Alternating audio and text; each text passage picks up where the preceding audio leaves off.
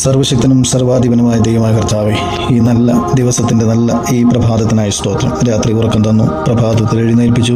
അങ്ങയുടെ സന്നിധിയിൽ ഇരുന്ന് അങ്ങയെ മഹത്വപ്പെടുത്തുവാൻ, അങ്ങയുടെ കരുണ പ്രാപിക്കുവാൻ തന്ന വലിയ ഭാഗ്യത്തിനായി സ്തോത്രം. ഈ പ്രഭാതത്തിൽ ഞങ്ങളോട് സംസാരിച്ച അങ്ങയുടെ വചനത്തിനായി സ്തോത്രം. എൻ്റെ ബലവും എൻ്റെ പരിചയം യഹോവയാകുന്നു. എൻ്റെ ഹൃദയം അവങ്ങളിൽ ആശ്രയിച്ചിരിക്കുന്നു. എനിക്ക് സഹായവും ലഭിച്ചിരിക്കുന്നു. ഞാൻ നിന്നിൽ ആശ്രയിക്കുമ്പോൾ എൻ്റെ പരിചയമായും എൻ്റെ സഹായവുമായും എൻ്റെ കൂടിയിരുന്ന് എന്നെ നടത്തുന്ന എൻ്റെ സ്വർഗത്തിലെ നല്ല കർത്താവേ, നിൻ്റെ കരുണയ്ക്കായി സ്തോത്രം. ഈ പ്രഭാതത്തിൽ അവിടുന്ന് വഴി നടത്തണമേ.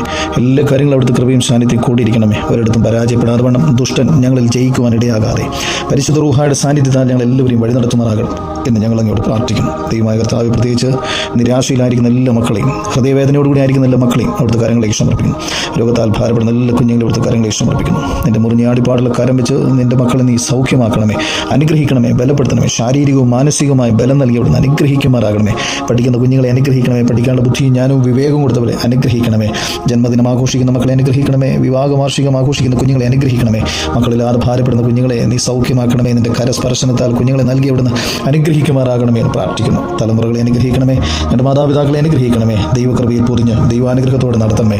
ഭവനം പണി ആഗ്രഹിച്ചിട്ട് പൂർത്തിയാക്കാൻ കഴിയാതെ ഭാരപ്പെടുന്ന മക്കൾക്ക് നിന്റെ സ്വർഗീയ ശ്രീഭണ്ഡാരം തുറന്ന അനുഗ്രഹങ്ങളെ ചൊരിഞ്ഞു കൊടുത്ത് പണിയാൻ സഹായിക്കണമെന്ന് പ്രാർത്ഥിക്കുന്നു.